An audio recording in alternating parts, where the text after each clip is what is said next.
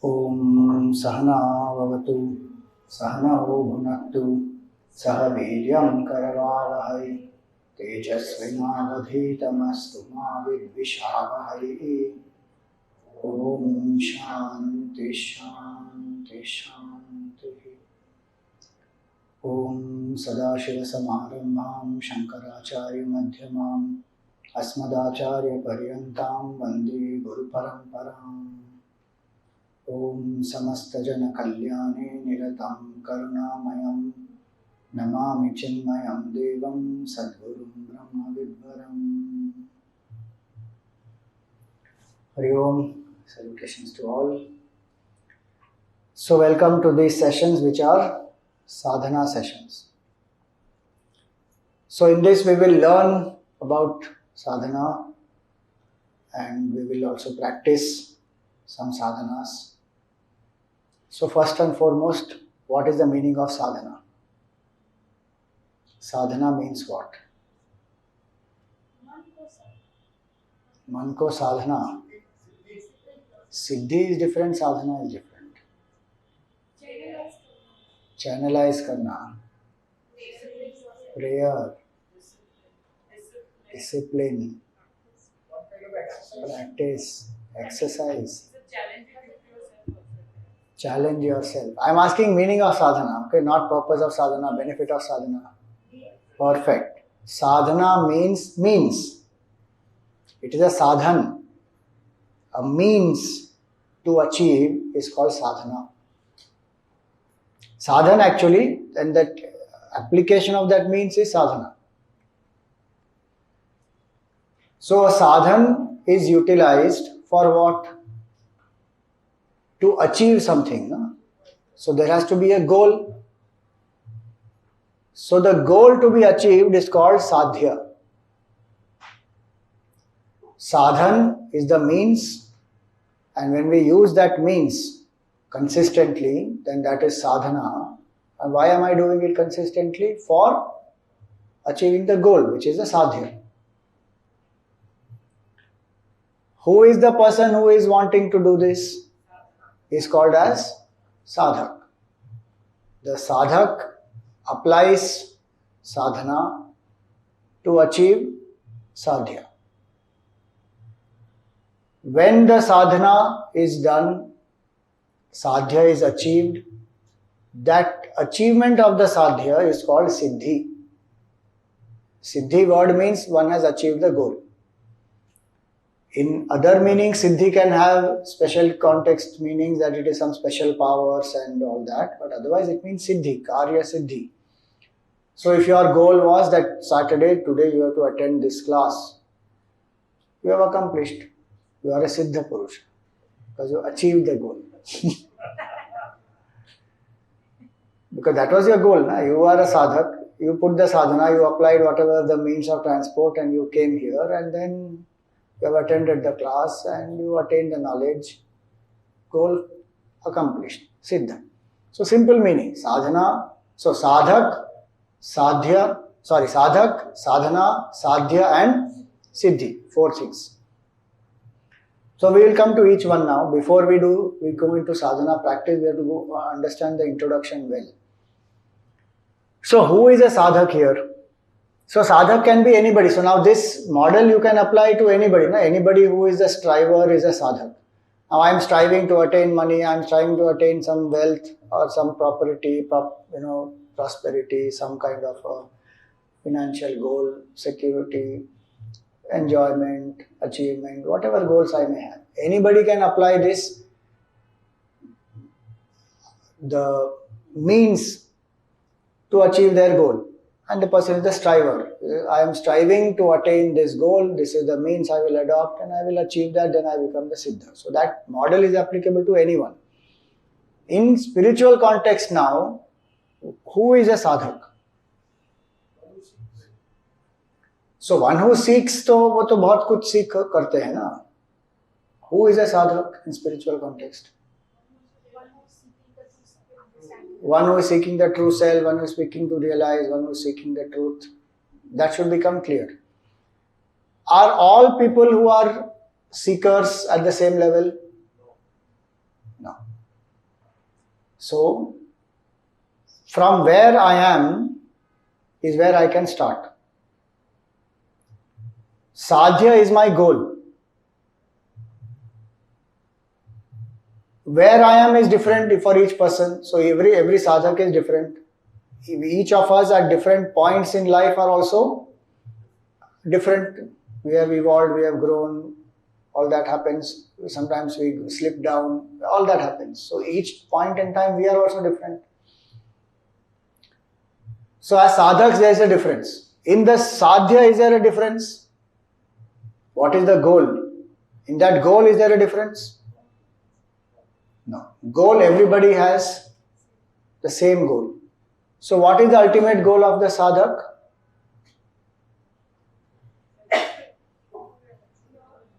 To know the truth. So now in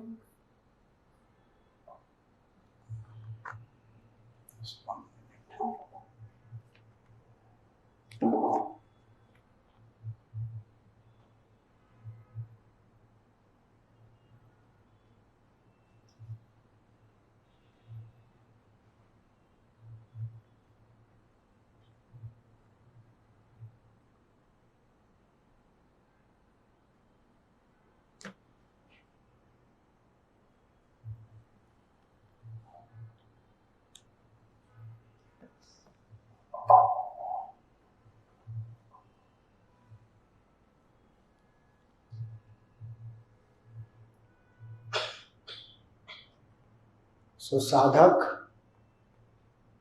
sadhana, sadhya, siddha. Okay. So sadhak we say is the seeker, sadhana is the spiritual practice, or it means a means. Sadhya is the goal, siddha is the one who has accomplished the goal.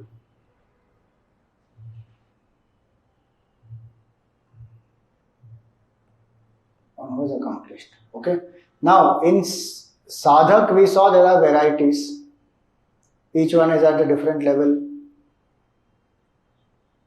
So each of them are seeking the same goal.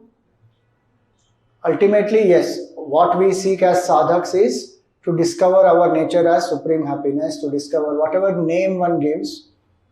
See, for a sadhak, it's very important to identify the goal very clearly.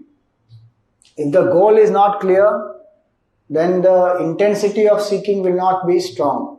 One of the reasons why our sadhana does not go deep or sadhana is not consistent is because I am not clear about the goal, or I am clear about the goal, but I am not reminding myself of that goal. There are two different things. Sometimes clarity is there, this is what I want, but I get distracted, I get involved with so many other things and I forget. Then after some time again it comes back, so again I start doing. So clarity may be there in some ways, but the consistency is not there because I am not reminding myself, I am not focused on it. And so I should be very clear about what is my sadhya. If sadhana has to go on continuously and motivation has to happen, I was saying this in the SIP talk also, that we should ensure that our goal statement is written. What is my goal statement as a sadhak? And how should we, why should we do this? Because it will keep me focused. It will make me very clear, this is my goal. So, I will come to this goal statement in some time. I will come back to this. So this, what is my goal?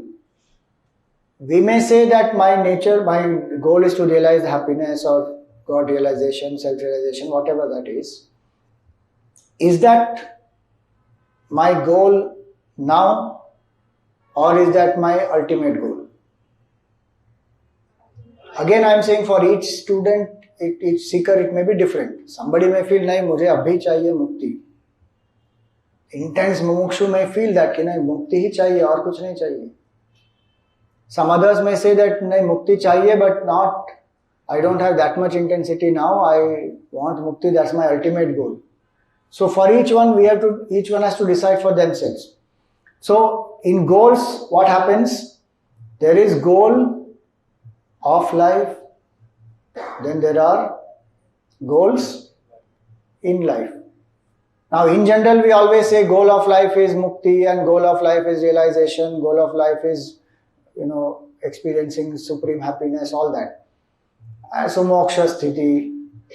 And artha, kama and dharma, we say wealth and enjoyment and pursuit of values and righteousness is the goals in life. But we have to also remember in spiritual context that goal of life may be moksha. That is the ultimate goal, no doubt. And no doubt that even right now we want that. But are we prepared for that? So immediate goal, what do I have? That must be very clear to me. Because will sadhana depend on the goal or not? Sadhana depends on the goal. What is my goal? What do I want to achieve? So sadhak and sadhana, they both depend on the sadhya. What is my goal?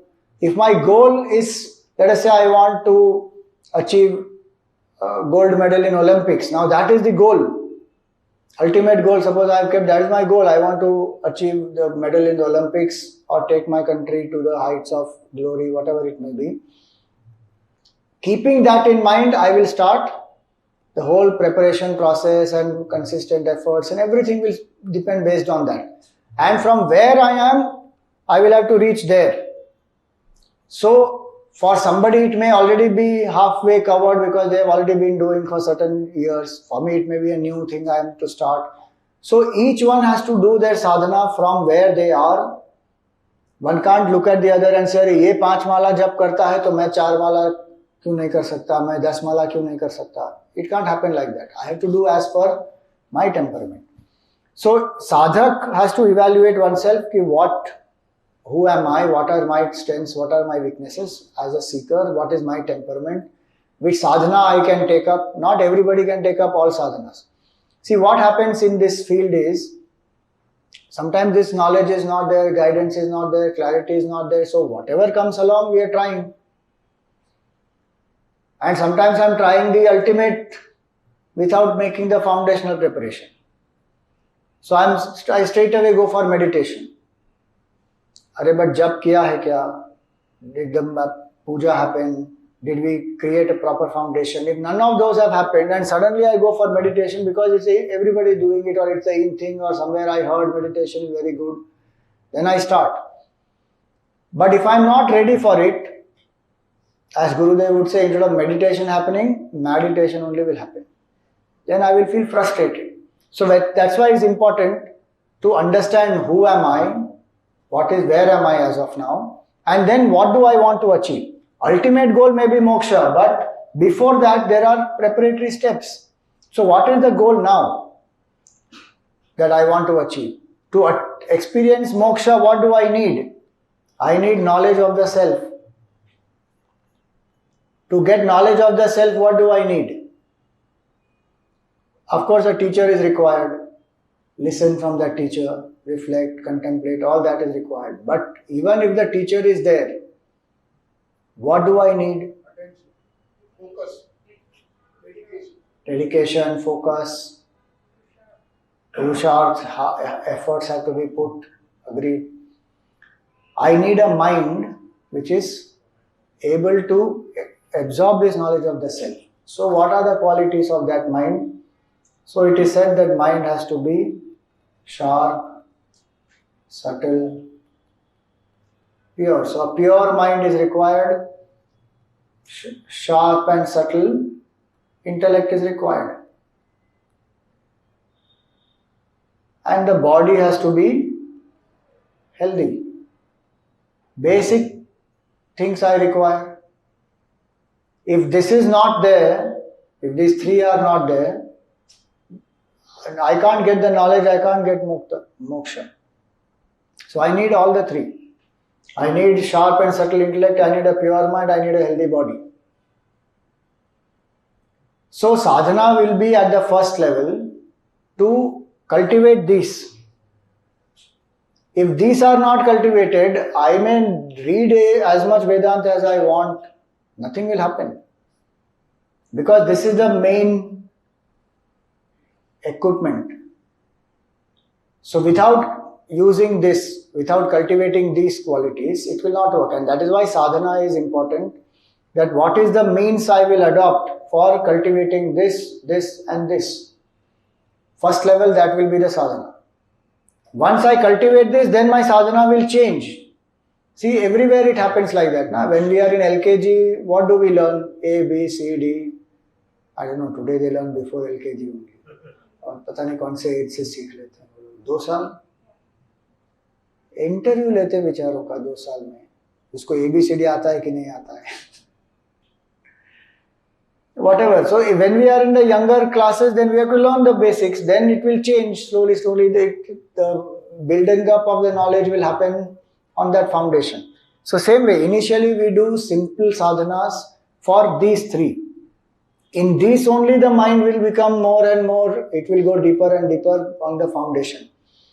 So in sadhanas we have 2 kinds of sadhana. One is called as direct means and one is called preparatory means.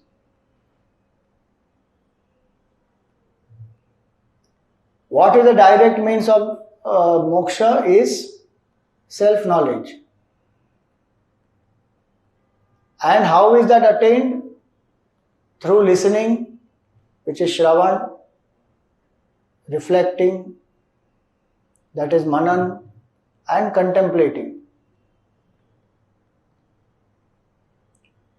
which is nididhyasana. Through this, the self-knowledge will arise. This is the direct means. But for this to happen, what are the preparatory means?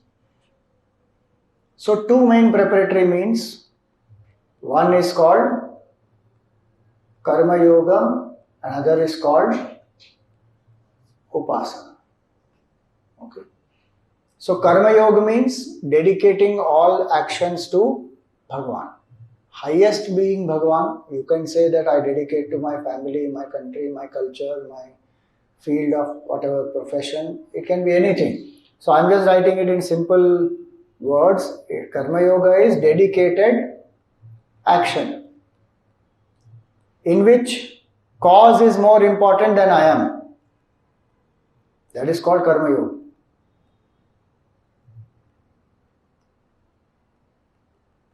If cause is more important than I, so karma yoga is a means to sublimate my ego, to reduce my ego. Finally, the dissolution of ego happens through self-knowledge. But if that has to happen, the ego is very thick right now. It can't be dropped as it is.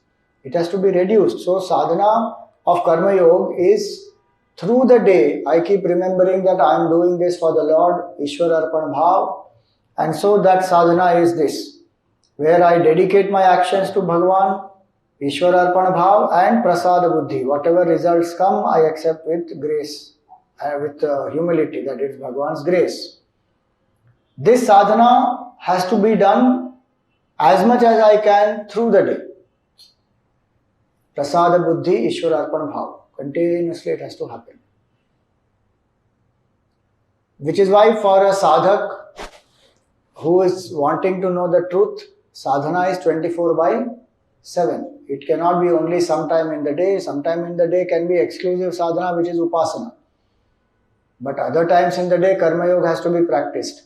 Sattvic food has to be eaten. Senses have to be trained. All that is a part of the sadhana process. And so, if that is not there, so as a sadhak, when am I a sadhak? That's another point to understand. When am I a sadhak?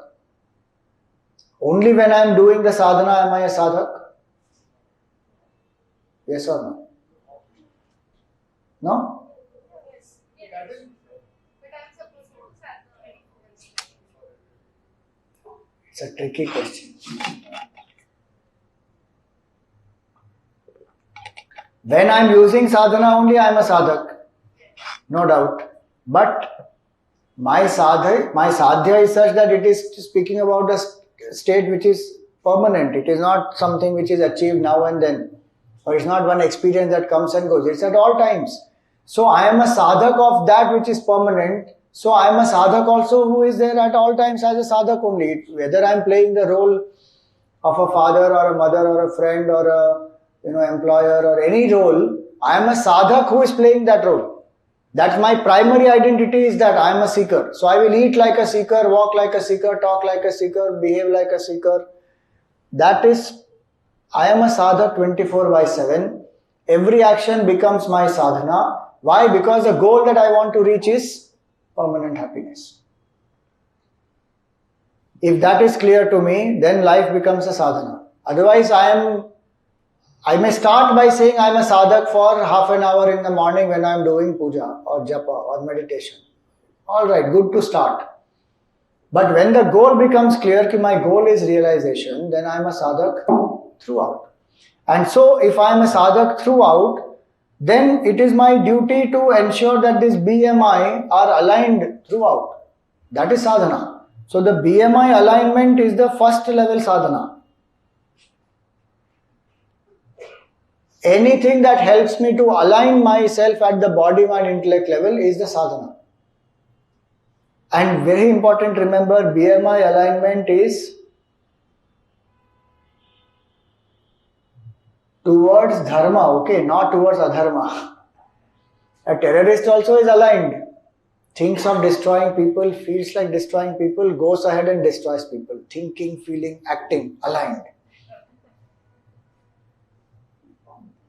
That is not what we mean. It has to be aligned to dharma. It is higher way of living. So my sadhana, whatever I do is with this principle. See, today we have to understand the principle. I won't go directly into just doing something because there is no point just like that doing something. Where is the picture? Big picture has to be clear. Then we get into the details. So, BMI alignment has to happen towards dharma. And when that happens, how that will happen? One of the methods is this. Practice karma yoga. Dedicate actions to the divine. This is because I am action oriented a lot of times. So through action, I am performing the sadhana of integrating with the Lord. So this alignment of BMI is what we call as yoga. Yoga is to unite. First integrate body, mind, intellect. That is first meaning of yoga. This BMI alignment is yoga. Second meaning of yoga is then unite with the self. Without the first one, second one will not happen. How will I unite with the self? Now what we are attempting many times is unite with the self. So meditate, read Vedanta, listen to Upanishad. So many people study the Gita and they jump into the Gita. Baapre. That's the strangest part. If you don't know swimming, will you go to a pool, get onto the board and do a deep dive? Will you do? That is foolishness. Today we are doing that. You tell people, आओ तत्वबोध पढ़ो, गीता पढ़ेंगे. अब गीता कब चालू करोगे? अरे आत्मा word पता है क्या? नहीं पता है. Confusion is there about Atma, what is Anatma, Jiva, Brahma, Ishvara, Srishti, Brahma, Maya. That only I don't know. Directly how will I jump into the Gita? But one is doing that straight away. So I am trying to unite with the self or trying to study the Gita or have a higher goal in life in that sense, but I have not aligned the BMI. So sadhana is to align this BMI. And that yoga has to happen first. So for that, karma yoga is one aspect. It will unite me with the divine. Action which unites me with the divine is karma yoga. And because I am action oriented, my bhav should be as much as I can that I dedicate this for a higher cause. So the cause is more important than I, in that I lose myself. Even if I find one such cause in life, it may not be my whole life for now, one cause. It may be my family, it may be my country, it may be my profession, where I just forget myself and be one with that. Great level of purification happens. The joy of egolessness one will experience only through this karma yoga. And which is one reason why one is like Gurudev created this whole Chinmaya mission and this whole platform where we can serve. Because when we say that I do my duty in my family and that is my worship of the Lord, all said and done, somewhere attachment, expectation is more easily creeping in there because there is a conditioning already. But when we come out of that and take up in a different context, different setting, may not be easy to work with people. I may have to take out separate time from my busy schedule. But if I do all that, then I will find that there's a different level of purification that I experience because there's a joy of selfless work. And that completely depends on me. Many people don't understand that. They say, Swamiji, यहाँ पर भी politics है, मुझे नहीं करना है. अरे, wherever human being is there is going to be difference of opinion, some attachment. Each one is a different level of evolution. That's what we saw. So somebody is more attached to certain thing, you are less attached to that. So there will be a certain conflict. My sadhana is not that I need all conducive environment and everything is conducive, then only I will do sadhana. In that situation also, am I able to maintain a certain level of peace, equanimity? I'm able to have the bhav that I'm serving Bhagwan here. Then that is sadhana. Because there I have ensured that my purpose of doing that becomes fulfilled. Otherwise it's very easy, one can drop and go. But how long? Somewhere else one goes, again same thing will happen. Because the issue is not only with person outside, the issue is somewhere inside I am not having that purity of mind to accept. Think about it, people like Gurudev, from the level at which they are, how would they even accommodate us? How many mistakes we must have committed, how many things we would have done, where they must be thinking how immature of them. And he left his samadhi in Himalayas and Uttarkashi and Tapon Maharaj's presence and everything and came down. For what? He would have thought, पागल लोग हैं, जाने दो इनको, मैं तो जाता हूँ अपनी समाधि में मस्त रहूँगा. No, he never thought like that. Because that's the test of his spiritual knowledge, sadhana, compassion, all that. So, when we do this Karma Yoga sadhana, it is for us to understand that I am here to serve and I will serve to the best of my ability. If something is not so conducive, I will try to deal with it in a balanced way, spiritually mature way, etc. If I have to keep away from that person, maybe I do that. But I don't drop that sadhana. I don't say that, no, this is not working for me at all. I work it out. So that is first aspect. And in that, Gurudev used to say this, that every thought disturbance is a sign for me to identify whether I am attached or not. Same way, every disturbance in the world out there from somebody or the other is a sign for me to test how much attachment and aversion I have inside. If I don't have it, I will not be affected by it. And the best example for that is that firecracker. That firecracker which is there, let us say Sutli bomb is there. We take out that paper from it, light the matches, it will burst. But why will it burst? Because of the fire it burst. Fire was only the means. What made it burst was gunpowder inside. If you remove that gunpowder, will it burst? It will not burst. Why? Because that gunpowder was the main cause for that. Even though it is lit, if the gunpowder is not there, it has become wet, it will not burst. Same way, if our mind neutralizes raga and dvesha, even in the most provocative situation, I will not get affected, which is the purpose of this sadhana. One of the ways to understand whether my body, mind, intellect is aligned or not is equanimity. The ability to not get affected by what is happening. Even if I get affected, I come back to balance quickly. Then I know that sadhana is happening well. Because then I have understood That earlier if I was taking 4 days to bounce back, now I'm taking 1 day to bounce back. And as we progress, I may not get affected by it also. I may look at it in a very objective way, this happens. And deal with it, whatever way I have to deal with it appropriately. But it will not overwhelm me, throw me off balance, none of that will happen. So this full day when we have this attitude, as much as I can, karma yoga, ego becomes lesser and lesser and lesser. And the test in that is this. So somebody whom I hate the maximum, am I able to even be little objective about that person? Has my hatred reduced even a bit? Then I know, okay, there's sadhana improvement that is happening. Now this is through the day when I do. Then comes upasana, where I should do for some time exclusive some sadhana to quieten the mind. So this karma yoga will purify the mind. Upasana will help me to unify the mind. Sadhanas are different for purity, sadhanas are different for unity. And we need both. Pure mind we saw, sharp and steady intellect we saw. So we need both. So this purity of the mind comes mainly because of selflessness. Because selfishness is the main impurity. Selflessness is the purity. Selfishness is main impurity. That selfishness has to go. Kama has to go. Then Krodha, Lobha, Moha, Mada, Matsarya will go automatically.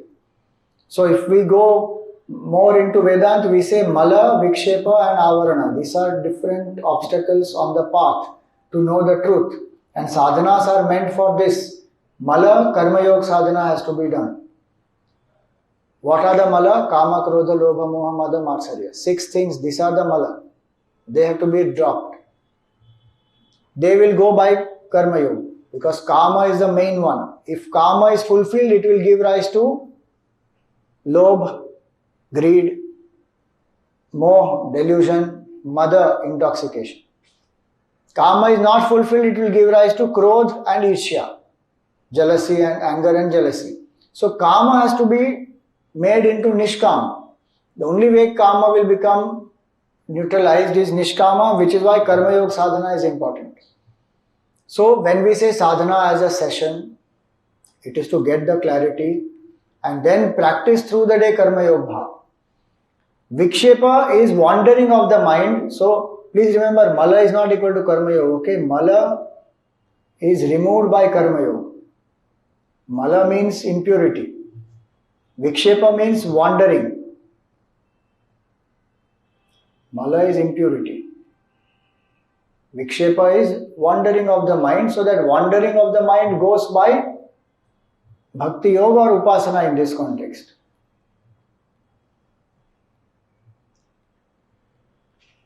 In these sessions, we are going to learn many of the Upasanas.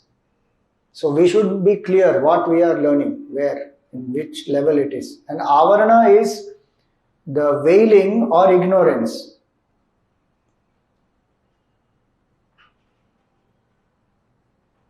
Now that goes by Jnana Yoga. Jnana Yoga, I told you already, that is Shravan, Manan, Nididhyasana.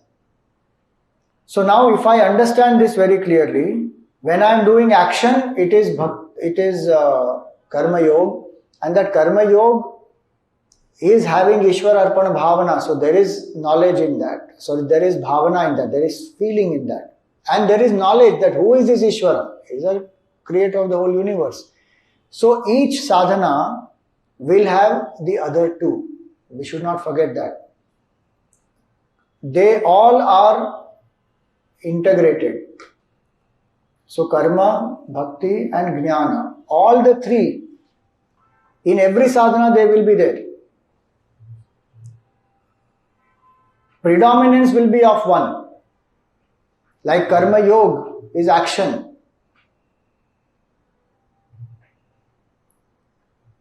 When I am doing through the day. But my bhavana is important. It is bhavana which makes it karma yoga. It is not only doing. Suppose I do some social service, no doubt it is good, I can do. But the feeling behind that is what makes it karma yoga. If I have no connection to the cause, or I feel that I am greater because of that cause, then I am actually not doing karma yoga sadhana.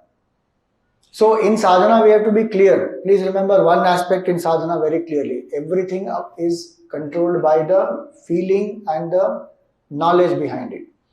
Action, what I do, is not by itself leading to anything. What is the feeling behind it and what is the knowledge behind it? That is important. If I do mechanically, it will give some little effort, benefit it will give, but feeling and action, feeling and knowledge is very crucial. So Karma Yoga becomes that way, integrated with Bhakti and Jnana. Same way when we do, suppose I give an example, suppose we will do Japa now. Now Japa will be as Upasana we will do, let us say Omkar chanting we do. Now I am sitting and doing loud chanting of Om, so there is action that is happening. There is a feeling, but should I not know what is Om? If I don't know only what is Om, then that sadhana will not give that much result as it can. So again, knowledge is incorporated. So karma, bhakti and jnana are there in any sadhana. In fact, I should ask myself, what is my feeling, what is my knowledge about this, and what is the action that I am doing. Sometimes our sadhana is not integrated that way. Sometimes we are doing without knowing, then it is not effective. Sometimes I am just doing, sometimes I am just knowing, not doing anything. Which is what happens so many times in Vedanta. One is listening to Vedanta and one says, I am Brahman, why should I worship Ishvara? I won't do. No worship of Ishvara. अब ईश्वर की worship ही नहीं करेंगे तो कर्मयोग उड़ गया, उपासना उड़ गया, क्या बचा? Then they'll say, Swamiji, Vedanta is very dry.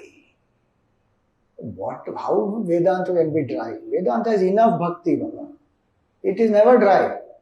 I have removed it because I am not clear about it. So any sadhana I do, you take up, tell me any sadhana, let us do that little exercise. Name one sadhana and tell me how K, B, J are involved in that. Suppose we say upvas, okay? Fasting. Now tell me how all the three can be there in that. How is there because you are doing it for the Lord, So bhav is there, bhakti is there because I am doing upvas for Bhagwan. Now that is very important. People do upvas for detoxing the body. That's okay, that's their purpose. As I said, what is the goal? No? Based on that, this will be. For a spiritual sadhak, yes, bhav is there because one is doing it for Bhagwan. Then karma is that to abstain yourself from what you are supposed to eat, what you are not supposed to eat. right, so karma is there where you choose what to eat, what not to eat. So karma is there properly. And then Gyan. Gyan is the why am I doing? For what? I need to know that because of whatever the cause of the upvas may be, but I should have the thorough knowledge why I am supposed to do it because what is the benefit of Correct. So suppose we say I am doing Ekadashi Upvas. Then I should know why Ekadashi only. Then I am very clear. Okay, Ekadasha, one symbolic meaning is 5 senses and the mind, 10 senses and the mind, so 11. These need to be withdrawn from the regular occupations and turn towards Bhagwan. So Upa means close, Vasa means to stay. So take these 11 close to Bhagwan, away from the sense objects, realize the truth. Done. So Karma, Bhakti, Gyan, all integrated. Suppose you go for a Tirth Yatra. Karma, Bhakti, Gyan. I should know that place, I should know the divine nature of that place and I should have the feeling for it and then I go and do what should be done there. Ganga jaake aaye, snan hi nahi kiya. I am telling you, there are people who do that. Very cold, Swamiji, I can't. 2 seconds लगेगा भाई जाओ अंदर. Unless you have a health challenge and all, that's a different point. But जाओ. Karma has to be done. No, दूर से दर्शन हो गया. Okay. But each place has its own. Ganga snanat muktihi, Yamuna panat muktihi, Narmada darshanat muktihi. Like that, there is some specification given. Then do. Then that karma is done properly. Then this sadhana will give effect. So in every sadhana you will find this. So I should ask myself, whichever sadhana I am doing. See, if I understand this, my sadhana will go very fast, intense. Sometimes what happens, we say, no, Swamiji, I am doing japa, but it's very mechanical. Now tell me, what is the cause of that? Bhav is not enough. Sometimes bhav is there, but it is not enough. Sometimes bhav only is not there. I am just doing it. Typically, I will give you the example is Om. When Om chanting is done, many people don't understand what is Om, and they do Om chanting because they don't want to, conform or belong to a particular form. They think that is idol worship, that is primitive and all that, so they say Om chanting, Om, Om. So for them, Om is just a sound. Now, how long will the mind connect only to sound? Very few seconds. After that, it is running everywhere. One boy, he said, so I was telling about Ramayana and I was saying how this Naam has such mahima that even Mara, Mara, Mara, Mara, Mara, this boy chanted, this Ratnakar chanted, and Mara, Mara, Mara, Mara became Ram. And after the class, one boy came and said, Swamiji, if you say Momo, Momo, Momo, Momo, Momo, it will become Om. So anybody who is chanting Om, after that his mind is going to Momo, because it was a youth camp. And that Momo was available outside the ashram. Momo, Momo, Momo, Momo. Are we are chanting Om, Om, Om. This fellow is thinking Momo, Momo, Momo. You think about it. So the feeling has to be there. If Om is just a sound, it will wander everywhere. And which is why this is important, that bhav has to be invoked, karma has to be done, jnana should be there. So now coming back to this, mala, vikshepa and avarana. So in that we are seeing this part. Upasana. Karma yoga we saw that will remove the mala, so we said purify the mind. Karma yoga will purify the mind. Bhakti yoga will unify the mind, and jnana yoga will transcend the mind. This is the process in sadhana. We have to first purify the mind, unify. Now purification and unification can go together. So through the day I do karma yoga to purify the mind, and then I do upasana specifically. So now what is upasana? So we will come to that. So upasana means sitting near, basically. So sitting near what? Sitting near the divine.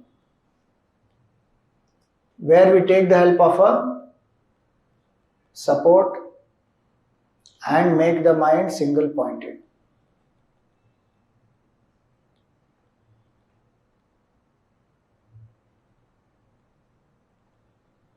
Support can be anything.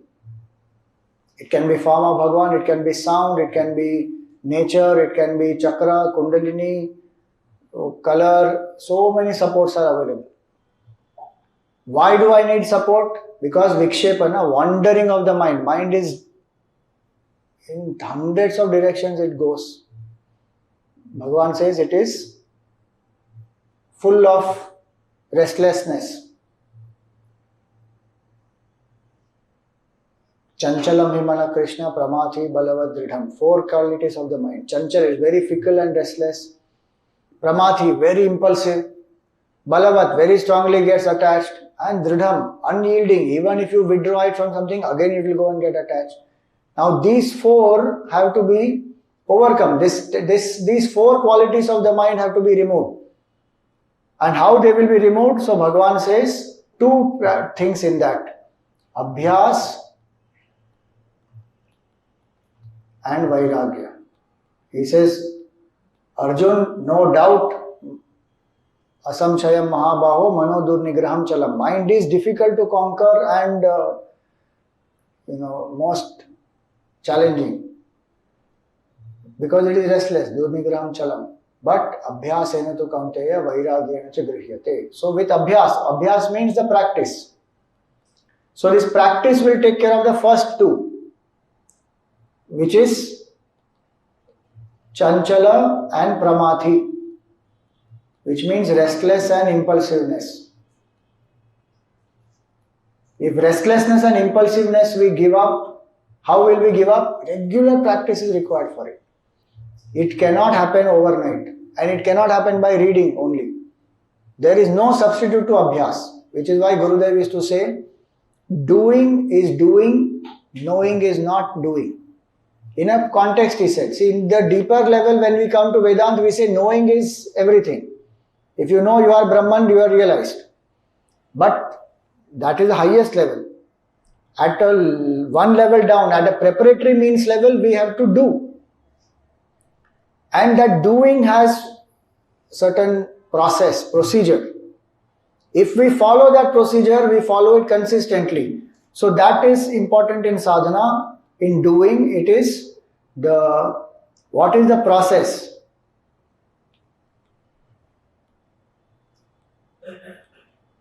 Step by step process I should know. This sadhana, step 1, 2, 3, 4, 5 is what we have to do. Step by step. And 2, I have to do consistently the practice. That has to happen. I may know step by thing, but I don't do consistently, it will not give result. I may do something consistently without knowing any steps, again it will not give enough result. It can give some result because karma is happening. Like suppose mantra, now I say Om Namah Shivaya, Om Namah Shivaya, I may do japa. But if I want full vibratory effect of it and give quick result, then I have to chant it with the right intonation. Om Namah Shivaya. Chant. And then do whatever Viniyoga, Nyasa, all that with it. Japa will be fulfilled. So process is necessary to know in sadhana. I am giving you all these introduction because many times this few basic things we don't know and then we have been doing and then we wonder also why result is not coming. Some result comes, but what should come doesn't come. Because I have not followed the steps properly or I am not doing it consistently. There can be 100 reasons for it, but 2 main are here. So Pramathi and Chanchalam and Pramathi will go with practice and that some sadhana I have to do consistently. So if it is japa, then do japa consistently. If it is puja, then do puja every day. Whatever it is, you fix up your consistency, frequency. Alternate day I will do puja. Depends on you. Every day I will do this. Whatever you want to fix up, that is up to you. Your level of consistency, the sadhana you want to do. And Vairagya will remove this Balavat Dridham. What is that? Strongly attached and unyielding nature. So Vairagya sadhana also is there. So in these sadhana sessions, what we are going to do is these 2 types of sadhanas. This upasana, see Shravan Manan Nididhyasan we are doing through our Vedanta study etc. So that is a different thing. वो हमारा parallelly चल रहा है. In these sadhana sessions, we will do this, where in the upasana part, karma yoga I am not going to do, jnana yoga I am not going to do. But as I said, we will integrate both in whichever sadhanas we are doing. So in upasana, we will take up some of these practices which are to remove restlessness and pramathi, impulsiveness. And then some sadhanas which are inducing vairagya, which will help to overcome attachment. These are, many of them are attitudinal changes. And these are the doing part, where we actually do. So for this, today, this much basic introduction I have given. Today's sadhana will be next 5-7 minutes. We will do one simple practice. I will tell you the step-by-step process of that, then we will enter into it. And that process is called Prana-Vikshana.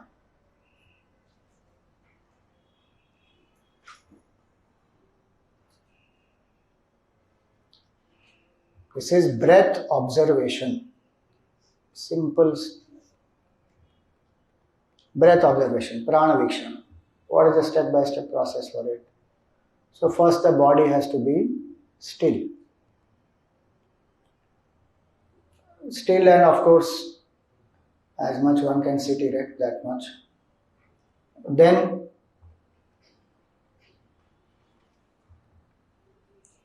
focus on the body. Go through different parts of the body. So observe the body first. Whichever posture you are sitting, we will go through that. Then third is focus on breath. inhalation, exhalation. Only normal breath. This is no breathing in any particular ratio, nothing. In this, what we should do, today I will not be able to do that much, but you can practice this at home. So that's one thing you should remember. If you can, what sadhana we learn in one class, practice for the next 6 days. Okay? So, one inhalation and one exhalation is one count. What is the sadhana to be done? You fix a number for yourself, saying 1 to 10, that I am going to do 10 breath observations, where I will pay attention only to the breath, in, out, in, out. If the mind wanders,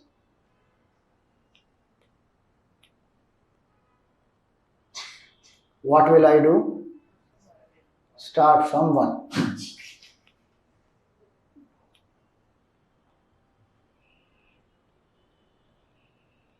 You have to be sincere about it, okay? That is up to you. If you say, nahi, itna to wandering chalta hai, then it should just be on the breath. 1, 2, like that. You don't need to say it loudly, but I'm just saying. Count. Now you fix whether it's 1 to 10, whether it's 1 to 20, you can keep expanding. This is a simple method which Ramana Maharshi used to champion. It is there in our scripture, but Ramana Maharshi championed this, Prana-Vikshana. Just observe the breath, bas. For today we will do only this much, next 5 minutes.